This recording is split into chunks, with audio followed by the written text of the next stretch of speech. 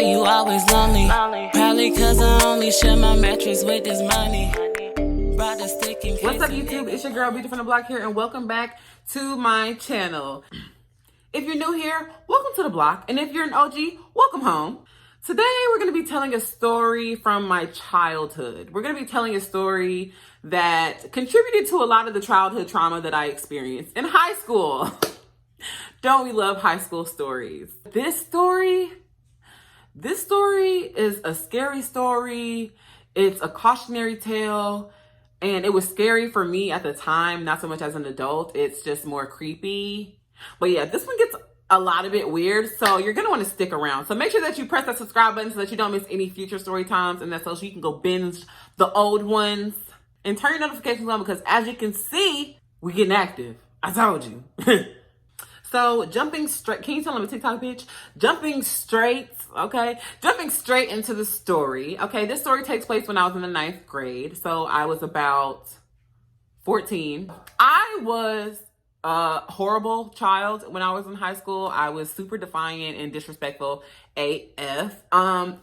You know, hindsight is 20/20. So thinking back on it, I was definitely using my behavior and acting out as a way to get my mom's attention, because my dad was overseas and I just wanted some attention, and I didn't really know how to get it the good way. And so I just started acting up, and it got me into a lot of trouble in school. Hence why I got assigned to ISD for 3 days. I don't really remember why I got assigned, like what I did to get assigned ISD for 3 days. I believe it was a confrontation. It wasn't a fight, but like a confrontation between me and another girl. Ironically, that hoe ain't get ISD. I did. Anyway, ISD is in school detention for anyone who doesn't know what the acronym means or whatever. So I got assigned to 3 days ISD. And at my school, the ISD teacher was anybody, bitch, at this point. Now that I'm realizing that like anybody be teachers for real, these schools behind you or anybody, you need to look up the teachers at your child's school, go to their Facebook and look at their real life. Baby, you will be shocked in tears almost. Okay. Anyway, this teacher was like an assistant football coach, I think, and he actually had a child that was older than me. He was a senior that went to the same school. So I'm guessing that's how he got his position or whatever. And I don't know if this is true for other schools, but isn't it like the football coach has to teach a class, like technically, in order to be, I don't know if that's a thing, but that's how it was at my school for the most part, because I know that my computer teacher was the head coach of the football team. So let me know if that's a thing where you live at in the comments.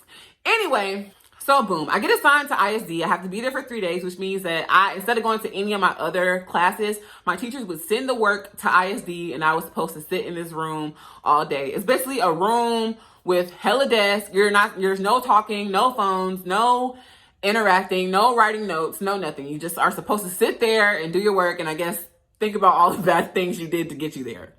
So, but this is not how this person ran the class. So we're going to call this coach, we're going to call him Coach Creep. So Coach Creep was a cool coach. Like, he was the cool teacher, the one that let you do what you want to do, was in there talking to the students about weed. Probably not that cool, you know, but, you know, to us at the time, it was cool that we could go in there and do whatever. He didn't really follow the rules unless somebody came in there or somebody was walking past. It was free game. You could do what the hell you wanted to. You could be on your phone. You could be talking to your friends. You could literally do what you wanted to do as long as it didn't get his ass in trouble. So, I don't know if I think I told the story and then I deleted it because I got insecure and scared. But I told the story about how traumatic my high school experience was and how it really shaped and molded the way that I viewed myself as a woman. And it was really bad. And this is one of those experiences that actually contributed to it. And it even came full circle because it kind of stemmed from all of those bad experiences. So I had a bad reputation in high school. Let's just get that out there. It's not, this tea ain't hot. Okay. I was hot. I was a little fast.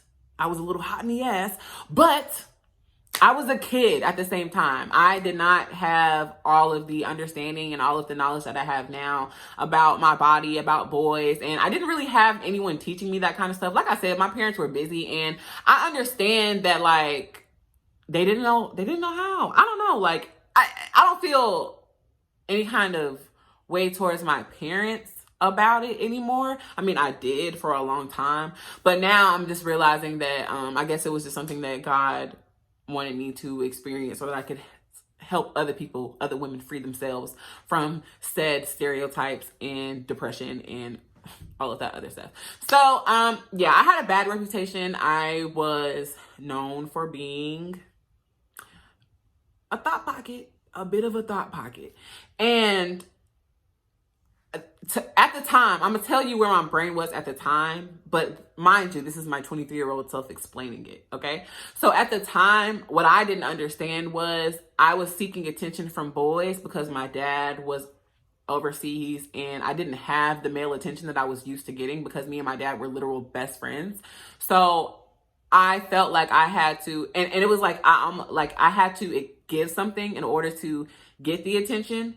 So I would give myself or my body in exchange for attention or validation from these guys who did not care about me.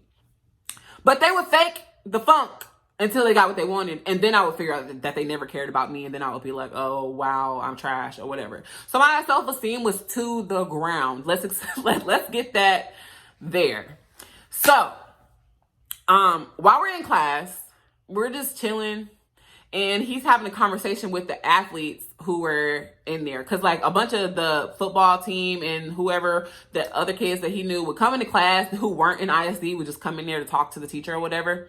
So they were in there talking, and I overheard them literally talking about me. And he goes, oh, yeah, I heard, like, this is the teacher saying this. Coach Creep says to me, oh yeah, like I heard about you. Like I bet you not about none of that. And I'm just like, I don't know what you heard, but whatever. Like I'm literally just like, first of all, why have you heard? Like who? At that moment, I just wanted to know, like, who the fuck? Like who's just walking around talking about me? I could never understand that. Like why people made me a point of conversation so much, like why they just wanted to talk shit about me so bad. But baby, it was a vibe back in the day. It was like a thing. Literally, I'm not even making this up. Somebody made a song about me in reference to my horrible reputation in high school. So this was pretty bad. And now I'm like, damn, a teacher knows? Like, that's really what my head was like. I was like, dude, a teacher knows? Which made me think that all of these teachers be talking shit about me. Now that because anyway, I told you that the rules in the class were no phones, no texting, no electronics at all. No, you can't even listen to music. So I was on my phone low key because, like I said, he didn't really care. But this is the moment where as an adult, where I understood that he used the power he had as a teacher to enforce this rule all of a sudden, and you'll see why. So I'm texting and he's like, hey, like, you know, you're not supposed to be on your phone. Like, bring me your phone, bitch. Okay. Mind you, this man, at this age, I'm 14. This man is not younger than 35. Like, he's definitely at least 35. So he's old enough to be my fucking father, literally. And I had never been hit on by a superior or like someone that was an authority in my life at that point. So I really didn't know how to react to it. So I got up and I went to bring him my phone. I thought he was just playing because he do be just playing with the kids in his class like that. So I thought he was just playing. So I'm like, man, I was like, you don't really care. Like, come on, I've been texting all day and now you're going to take my phone. And he's on the computer. So he's sitting at his desk on the computer. I'm behind him and about to give him my phone. Like, I come behind his desk. He is writing on a blank Word document. I could not make this up. Like, wow. Now that I'm thinking about it, this was some very, like, meticulous, strategic shit. Like, he thought about this. He wrote, and now I'm thinking about it, I wonder if it was, like, some kind of fucking bet or something. Like, I felt like a pawn, honestly, like, in some kind of sick game. And he's typing on the computer and he's like, he starts making like sly comments, you know, like, you look good, or your pants tight today. Like, I can't remember exactly the thing that he said on the thing, but I know particularly he said, what's your number? And I didn't give it. I didn't say anything. I didn't give it to him. He was like, text me later. And I'm like, how the fuck am I going to text you later? Okay. So the day go by, and I'm on the phone with my homegirl, low key, like telling her, I'm like, bitch, why the fuck did Coach Creep try me today? Like, and she's like, girl, you're lying. No, he didn't. Da da da da. Like, she does not believe me. Like, she thinks I'm lying. She thinks I'm making it up. I don't know. She thought I was making it up to make me feel good, but I don't think any 14-year-old girl is asking for her teacher to hit on them. And if they are asking for it, it's probably because they have had some kind of negative sexual history that is making them feel like they need to seek the attention of older men. Because I'm not even gonna lie, it was a little flattering. Like, my 14-year-old brain at that time was like, oh my God, like, this teacher heard about me, like, and he's trying to talk to me. Like, it wasn't flattering in the way like I want to, but it was flattering in the way like he wants to. I don't know if that makes sense, but it's kind of like when someone likes you, it's flattering for someone to like you, but you don't like them, you know? Okay. So that night, I'm on the phone with my friend, and I'm on the house phone. So he texts, this is how you know the story. Oh, that was on the house phone. But I was on the house phone. So he literally texts my phone, and I'm on the phone with my friend like, bitch, he just texted me. Remember when I told you that he took my phone earlier? Okay, well, he went through it. This was the time before codes and stuff. Like, I didn't have a code on my phone. Apparently he went through it. And if he didn't go through it, he at least texted himself from my phone and deleted the message, because his message was the only one that I had, if that makes sense. Like, I didn't have a message going to him. The only message that was in my phone was from him, and I didn't give him my number, so he had to have, like, he had to. I just don't see another way of how that would happen, because this was not the time where the school had your damn cell phone number in their records or nothing. Like, it wasn't that deep yet. So he texted me and was like, I don't remember. He texted me and said something along the lines of like, what's up, little mama, or something. Like, what are you doing? And I'm just like, nothing. Like, what? I don't even know what to say. I'm just like, what? Like, he was trying to make regular conversation. Like, how the fuck do you make small talk with a student whose number that you clearly stole? Like, what? So he's texting me like, oh, so you in ISD for 3 days? And I'm like, yeah, I got 2 more days. Yeah. And he's like, you should do something for me tomorrow. And I'm like, what? And he said, you should wear sweatpants, cut a hole. It was so specific.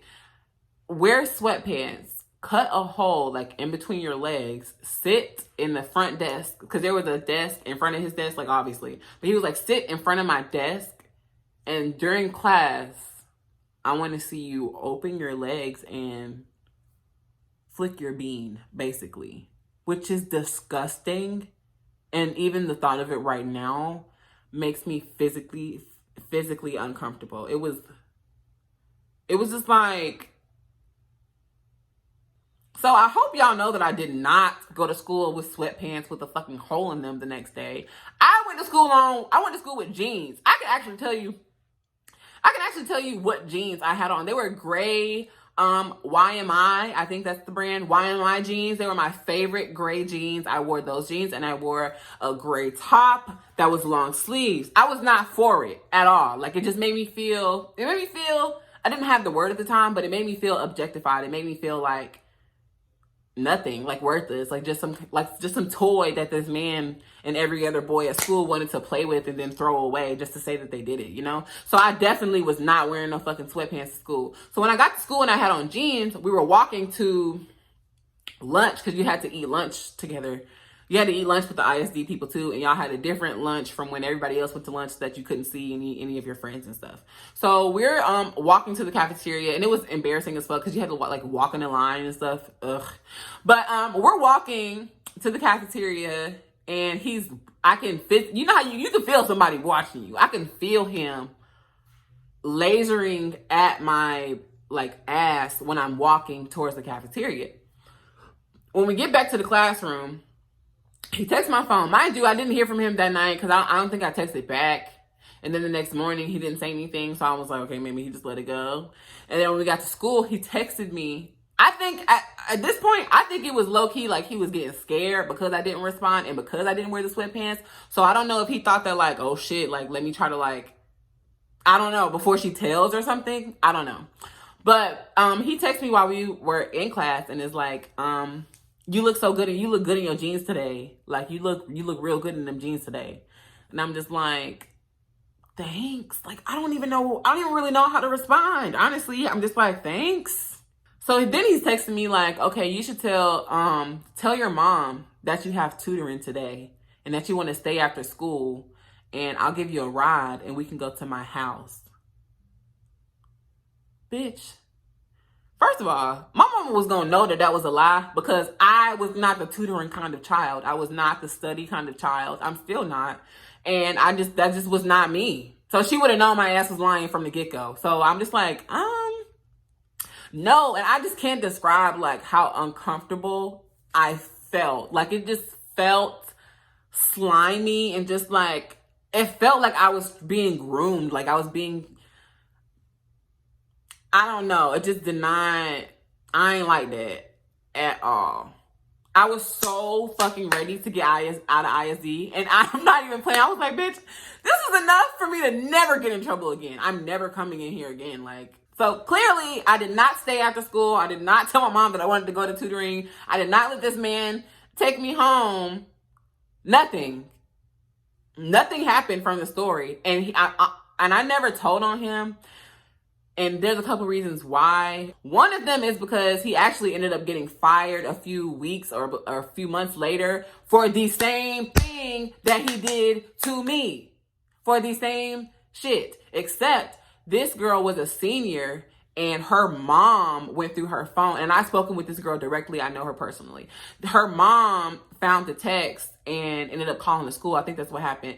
And he got fired. And everybody at the school hated her ass for telling on the cool teacher and thought that she was lying, but she was not. And I'm here to say that she was not fucking lying. That man was indeed a creep and he deserved to be fired because he did not need to be working with people's children who are supposed to feel secure and protected when you're making them feel preyed upon. Did your son know that you were a creep, that you were trying to talk to freshmen as a 35-year-old man and you're in the position as a teacher?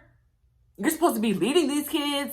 What's crazy is he still lives around the area and I've seen him a couple times in my adult life. Every time he see me, he like, you know how someone sees you and it's like, damn, I did some fucked up shit. But it's like, y'all, it's like he just knows. I know that he knows because every other time I've seen him out like in public at the gas station or something, he just always looks like shamed. I don't know. Like he just looks full of fucking shame. As you should be.